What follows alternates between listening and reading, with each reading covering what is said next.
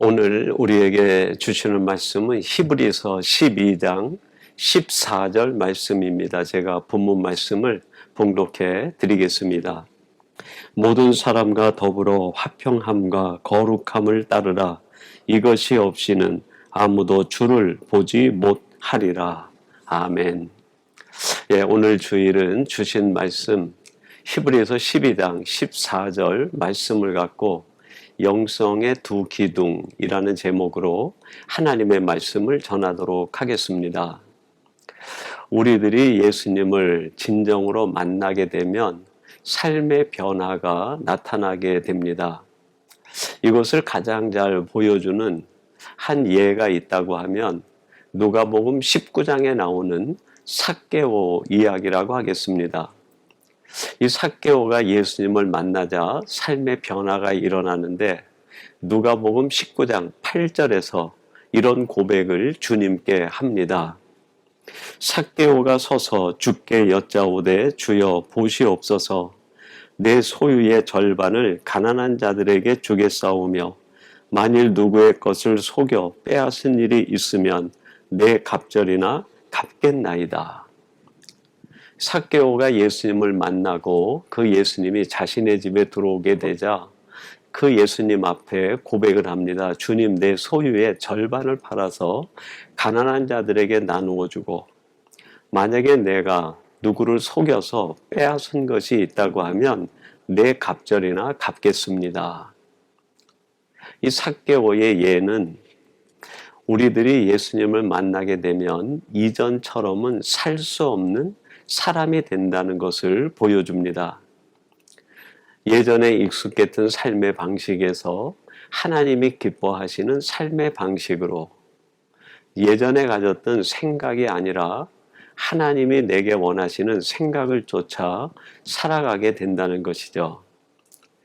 이렇게 새로운 삶의 원리, 그것을 우리는 다른 말로 표현해서 그리스도인의 영성이라고 할 수 있겠습니다. 여러분, 내가 주님을 정말 만난 사람이라고 하면 우리는 다른 영성을 가지고 사는 사람이 돼야 됩니다. 예전에 세상에서 살던 방식, 논리, 기준이 아니라 하나님이 새롭게 깨닫게 하신 삶의 원리와 기준과 원칙을 따라 사는 사람이 돼야 되는 것이죠. 이렇게 하나님이 새롭게 주신 것을 붙들고 살아가는 사람을 그리스도인의 영성을 쫓아 사는 사람이라고 말할 수 있을 겁니다. 그러면 도대체 우리들이 붙들어야 될 기독교인의 영성, 크리스찬의 영성, 그것은 도대체 무엇일까요? 오늘 본문 말씀에 보면 히브리서 11장이 믿음장이고 그 믿음을 소유한 사람들이 12장에서 어떤 원리와 원칙을 가지고 살았는가 하는 것을 이야기하는데 본문 14절에서 이렇게 말씀하고 있습니다. 모든 사람과 더불어 화평함과 거룩함을 따르라. 이것이 없이는 아무도 주를 보지 못하리라.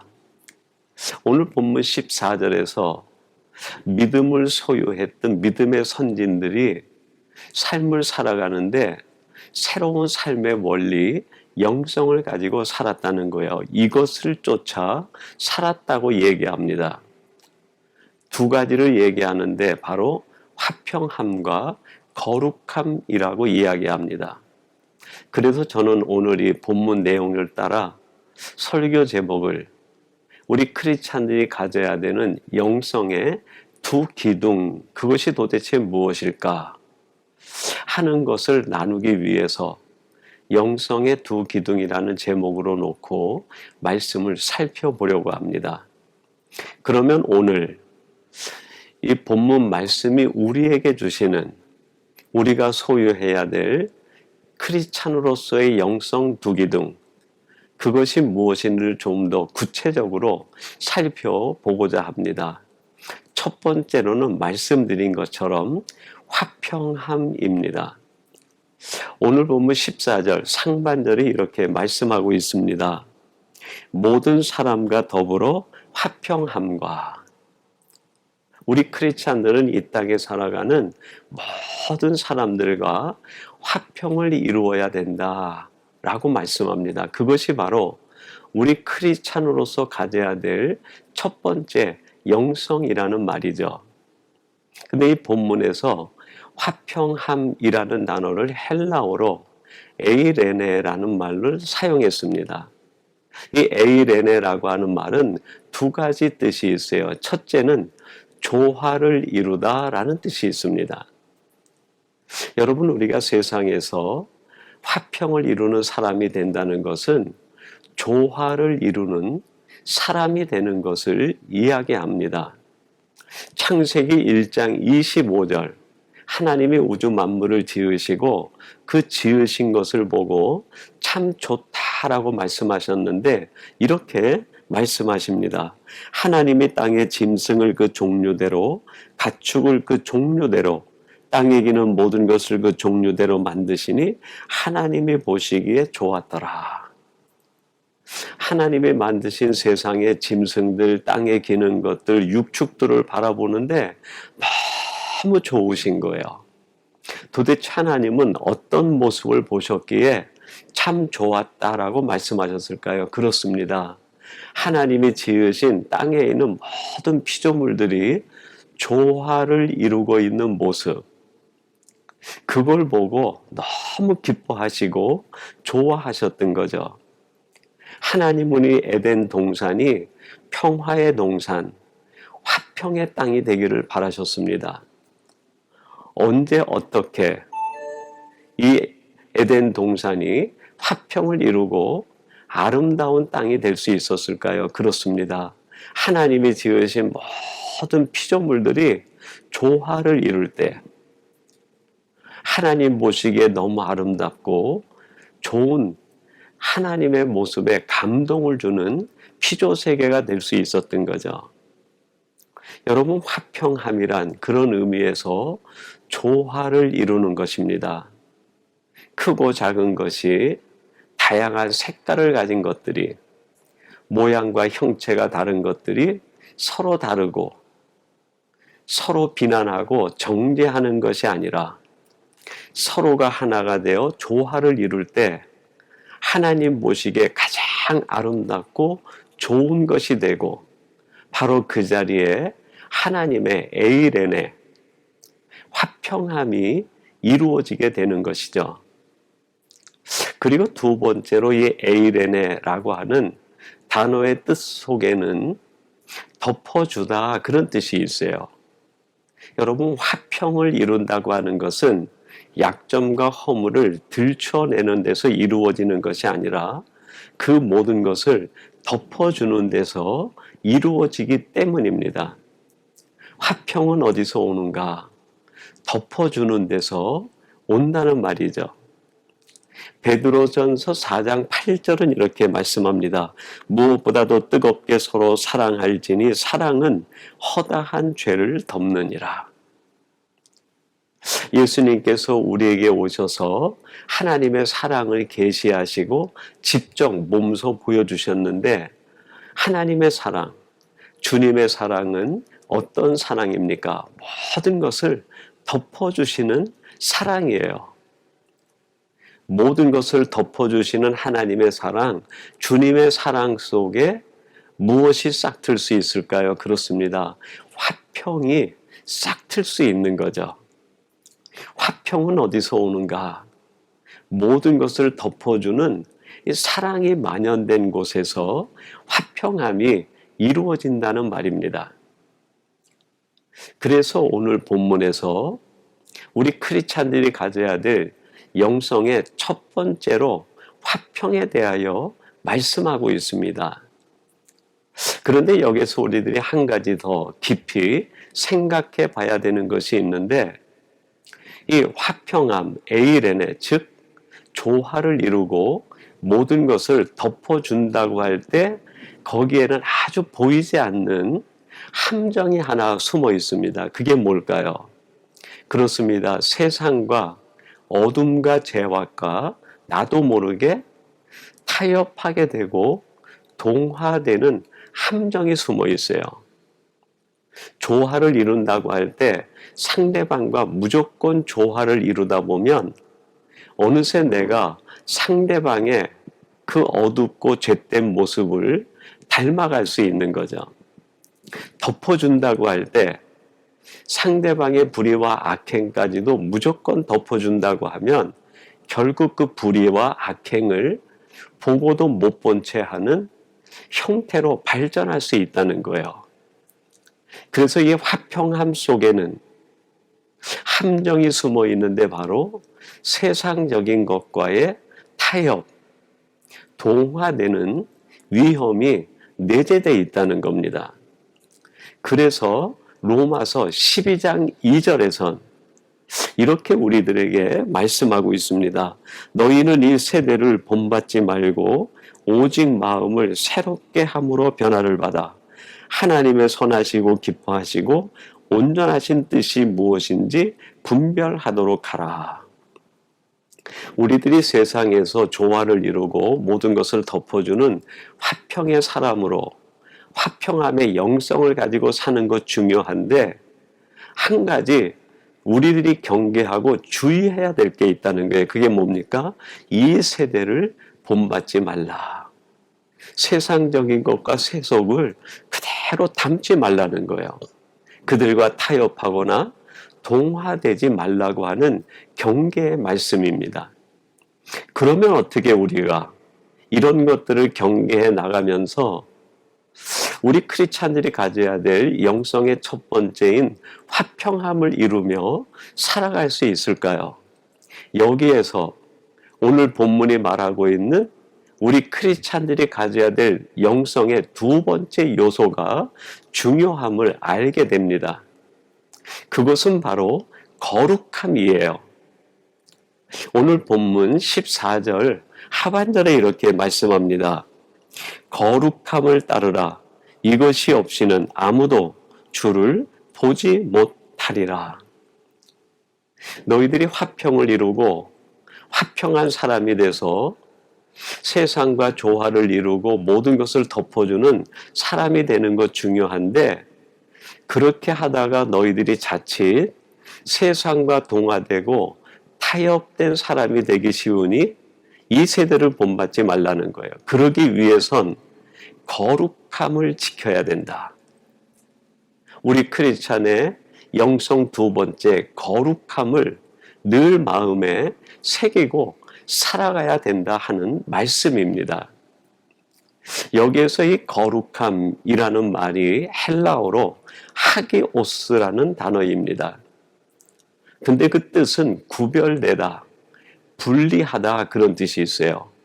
조금 의역을 한다고 하면 정체성을 지킨다 그런 뜻이 있어요.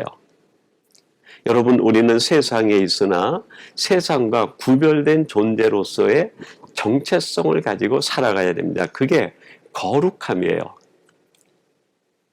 우리가 세상을 변화시키는 사람으로 세상에 있지만 타협하고 사는 사람이 아니라 선한 영향력을 끼치는 사람으로 살아가야 됩니다. 그러기 위해선 세상과 내가 분리가 되어지는 거룩함이 있어야 돼요. 여러분, 우리들이 어떻게 하면 이렇게 거룩함을 유지하며 살아갈 수 있을까요? 내 정체성을 지키며 살아갈 수 있을까요? 그렇습니다. 내가 세상에 있으나 내가 어떤 존재로 세상에 와 있는지 나에 대한 사명과 정체성을 분명히 깨닫는 데에서부터 거룩함을 지킬 수 있어요. 우리들이 이 정체성을 늘 잊지 않아야 됩니다. 그래서 마태복음 10장 16절에 보면 예수님께서 제자들을 세상으로 보내실 때 이런 당부와 함께 파송을 하고 계십니다. 보라, 내가 너희를 보냄이 양을 이리 가운데 보냄과 같도다. 그러므로 너희는 뱀같이 지혜롭고 비둘기같이 순결하라. 예수님께서 제자들을 둘씩 짝을 지어서 세상으로 보내시면서 그렇게 말씀하세요. 내가 너희들을 세상에 보냄이 마치 양을 이리 가운데 보낸 것 같도다. 그러므로 너희들은 지혜롭고 비둘기같이 순결하라, 거룩하라. 다른 말로 하면 너희들이 누군지, 너의 정체성을 잊지 말라는 거예요. 여러분, 내가 누구인지, 내가 지금 여기에 왜 와 있는지, 내가 여기서 감당해야 될 사명이 무엇인지를 분명히 깨닫는 사람은 세상과 타협하지 않습니다. 불의와 악에 동화되지 않는 것이죠. 일찍이 하나님께서 신약에서 예수님을 통하여 제자들에게 이런 말씀을 주셨다고 하면 구약에서도 레위기 19장 2절에서 출애굽한 백성들에게 그들을 세상이라는 광야로 보내면서 비슷한 말씀을 주셨어요. 그게 레위기 19장 2절 말씀입니다. 너는 이스라엘 자손의 온 회중에게 말하여 이르라. 너희는 거룩하라. 이는 나 여호와 너희 하나님이 거룩함이니라. 하나님께서는 이스라엘 백성들을 애굽에서 빼어내어 광야라고 하는 세상으로 보내시면서 너희는 거룩하라 당부를 하셨어요. 이 거룩하다라는 히브리어는 이 카도시라는 말인데 헬라어, 우리가 조금 전에 생각했던 하기오스와 같은 뜻이 있어요. 너희들은 세상에 있으나 세상에 속한 자가 아니라 세상과 구별된 자로서 세상을 변화시키는 선한 영향력을 끼치는 나의 백성들이 되어라. 너희는 거룩하라 이 말은 다른 말로 표현하면 너희들은 나의 선택된 백성이라는 이 정체성을 잊지 말라는 거예요. 너희들이 정체성이 분명하기만 하면 세상에 있으나 세상에 동화되지 않고 세상에 영향력을 끼칠 뿐 아니라 그 악한 세상을 변화시키는 나의 사람으로 살아갈 수 있다라고 하는 말씀이죠. 여러분, 우리들이 세상 속에서 크리스찬으로 살아간다는 것은 나의 정체성을 분명히 깨닫고 세상에 동화되거나 타협되는 자가 아니라 성도다운 맛을 지키며 살아가는 사람이 된다는 것을 의미합니다. 그래서 일찍이 예수님께서는 산상수훈 말씀에서 마태복음 5장 13절에서 이렇게 말씀하십니다. 너희는 세상의 소금이니 소금이 만일 그 맛을 잃으며 무엇으로 짜게 하리요? 후에는 아무 쓸데없어 다만 밖에 버려져 사람에게 밟힐 뿐이니라. 너희는 세상의 소금이다. 소금이 만일 그 맛을 잃으면 무엇으로 짜게 하리요? 나중에는 아무 쓸데없어 밖에 버려져 사람들에게 밟힐 뿐이라는 거예요. 여러분, 가장 불행한 성도가 있다고 하면 어떤 사람일까요? 그렇습니다. 맛을 잃어버린 소금 같은 성도, 자신의 정체성을 잃어버리고 세상에 동화되고 타협된 채 살아가고 있는 사람 아닐까요? 여러분, 우리가 세상에서 크리스찬으로 산다는 것은 내 거룩함을 유지하며 살아가는 영성의 사람이 되는 것을 의미합니다. 그러기 위해선 내가 왜 여기에 있는지, 내가 어떤 존재인지에 대한 분명한 정체성을 깨닫는 것이 중요합니다. 한 가지 얘기를 드리고 말씀을 맺으려고 합니다. 그 마게도냐의 알렉산더 대왕이 그 세계 정복을 하는 과정에서 그 부하, 수하, 병사들이 있는 진영, 그 병사 막사들을 순찰할 때였다고 합니다. 근데 그 병사 중에 한 사람이 아주 사고를 치고 행실이 엉망이고 덕이 되지 않는 그 알렉산더 군대의 명예를 해치는 병사가 있는 거예요. 그래서 그 병사를 찾아갔는데 그 병사의 이름이 공교롭게도 알렉산더였습니다. 알렉산더 대왕과 똑같은 이름을 가진 병사가 이 알렉산더의 군대의 명예를 실추시키고 있었던 것이죠. 그래서 알렉산더 대왕이 그에게 가서 이런 얘기를 했다고 그래요. 내 이름을 바꿔라. 만약에 이름을 바꾸지 않는다고 하면 내 행실을 바꿔라. 내 이름이 알렉산더라고 하면 나처럼 알렉산더답게 행동하라는 거죠. 여러분, 이것을 우리에게 교훈으로 적용한다고 하면 이런 뜻 아니겠습니까? 여러분, 우리가 그리스도를 따르는 그리스도인이라고 할 때 내가 살아가는 삶에는 하늘나라의 영광과 그리스도 되신 주님의 명예가 달려있다는 말이에요. 내가 어떤 영성을 가지고 살아가느냐에 따라서 하나님께 영광이 되고 내가 믿고 의지하는 주님에게 영광이 될 수 있습니다. 그러나 반대로 잘못된 사고와 생각에 이끌려 세상과 동화되고 타협된 채 살아간다고 하면 내 삶은 하나님의 영광을 가리울 뿐 아니라 주님에게 모욕을 돌리는 안타까운 삶이 될 수 있습니다.